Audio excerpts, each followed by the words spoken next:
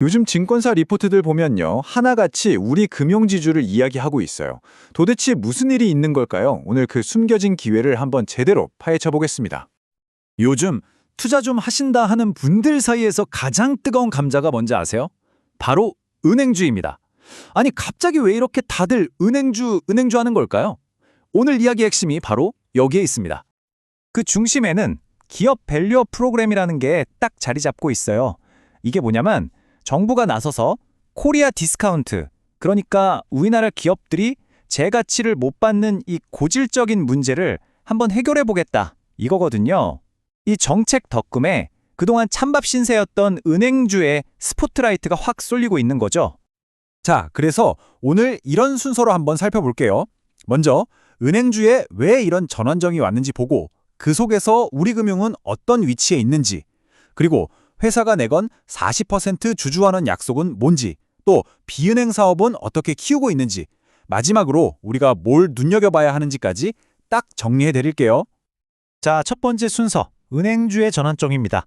밸류업 프로그램이 시장의 판을 어떻게 바꾸고 있는지 큰 그림부터 한번 짚고 넘어가죠. 네, 두 번째는 우리금융지주의 독보적인 위치입니다. 이 변화의 바람 속에서 왜 유독 우리금융을 주목해야 하는 걸까요? 저평가 속에 숨어있는 진짜 잠재력을 한번 들여다보겠습니다. 자, 이 그래프를 한번 보시죠. 이게 바로 PBR, 주가 순자산 비율이라는 건데요. 쉽게 말해서 회사가 가진 자산에 비해 주가가 얼마나 싸냐, 비싸냐를 보여주는 지표예요. 1보다 낮으면 이 회사 자산 가치보다도 싸게 팔리네? 이런 뜻이죠. 대신증권 리포트를 보면 우리금융이 KB나 신한 같은 경쟁사들보다 쭉 낮은 평가를 받아왔다는 게 한눈에 보입니다. 심지어 2026년 예상치도 0.57배에 불과해요. 와. 근데요, 여러분, 바로 이 숫자, 이 낮은 숫자에 엄청난 기회가 숨어 있다는 겁니다. 이게 정말 재밌는 포인트인데요.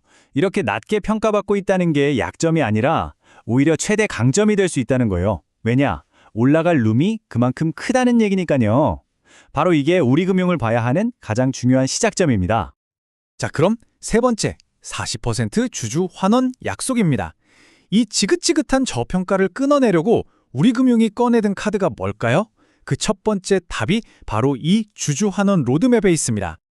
계획이 아주 심플하고 명확해요. 3단계인데요. 먼저 은행의 맷집, 그러니까 재무 건전성을 보여주는 CET1 비율을 12.5% 이상으로 만들어서 기초 체력을 탄탄하게 다집니다. 그리고 이걸 기반으로 새로운 단계로 넘어가서 최종 목표인 2026년까지 이익의 40%를 주주들에게 돌려주겠다, 이렇게 딱 약속을 한 거죠. 이게 그냥 열심히 해볼게요 하는 수준이 아니에요. 대신증권 분석을 보면요, 주주들한테 돌아가는 돈이 2025년 1조 1,600억 원에서 2026년에는 무려 1조 3,300억 원까지 거의 15% 가까이 뜰 걸로 보고 있습니다. 어마어마하죠? 그럼 우리 주주들한테는 뭐가 좋냐? 딱 두 가지예요. 첫째, 배당금, 통장에 직접 꽂히는 돈이 늘어나는 거죠. 2020년에는 주당 1,510원까지도 보고 있고요. 둘째는 회사가 자기 주식을 사서 없애버리는 거예요. 그럼 전체 주식 수가 줄어드니까 내가 가진 한 주의 가치는 어떻게 될까요? 그렇죠. 자연스럽게 올라가는 겁니다. 네 번째 이야기로 넘어가 보죠. 바로 비은행 제국의 건설입니다. 주주들한테 잘해주는 것도 중요한데 회사 자체의 펀더멘탈, 그러니까 근본 체력을 키우는 것도 정말 중요하잖아요? 우리금융의 또 다른 큰 그림이 바로 이겁니다. 은행만으로는 안 된다, 이거죠. 이 도넛 차트를 보시면 왜 그래야 하는지 바로 답이 나옵니다. 이익의 90%가 은행에서 나와요. 물론 안정적이죠. 하지만 금리가 오르내리는 거에 따라 실적이 너무 크게 출렁일 수 있다는 약점도 있는 거예요. 그래서 포트폴리오 다각화가 정말 시급한 과제인 겁니다. 그래서 우리금융이 내놓은 해법은 아주 명확합니다. 바로 M&A죠. 증권사나 보험사 같은 비은행 계열사들을 적극적으로 사들여서 이익 구조를 다변화하고 더 튼튼한 금융그룹으로 변신하겠다는 겁니다. 그리고 이게 그냥 계획에만 그치는 게 아니라 벌써부터 구체적인 숫자가 나오고 있어요. 대신증권 리포트를 보면 최근에 인수한 보험사랑 증권사만으로도 2026년에는 연간 2천억 원이 넘는 이익이 추가될 거라고 합니다. 그러니까 핵심은 이거예요. M&A가 단순히 덩치만 키우는 게 아니라는 거. 금리가 어떻게 변하든 흔들리지 않는 그런 튼튼한 이익 체력을 만드는 장기적인 성장 전략이라는 거죠. 자, 이제 마지막 5번째 파트입니다. 투자자가 주목할 점. 지금까지 좋은 이야기들을 많이 했으니까 이제는 우리가 뭘 조심해야 하고 앞으로 뭘 지켜봐야 할지 좀 더 균형 잡힌 시각에서 한번 정리해 보겠습니다. 물론 장밋빛 전망만 있는 건 아니겠죠. 예를 들어서 정부가 갑자기 가계부채를 꽉 잡겠다 이런 정책을 내놓으면 단기 실적에 영향을 줄 수 있고요. 또 야심차게 M&A를 했는데 생각보다 시너지가 안 나거나 너무 비싸게 사오는 그런 리스크도 분명히 존재합니다. 그래서 투자자 입장에서는 이 4가지를 계속 체크하셔야 해요.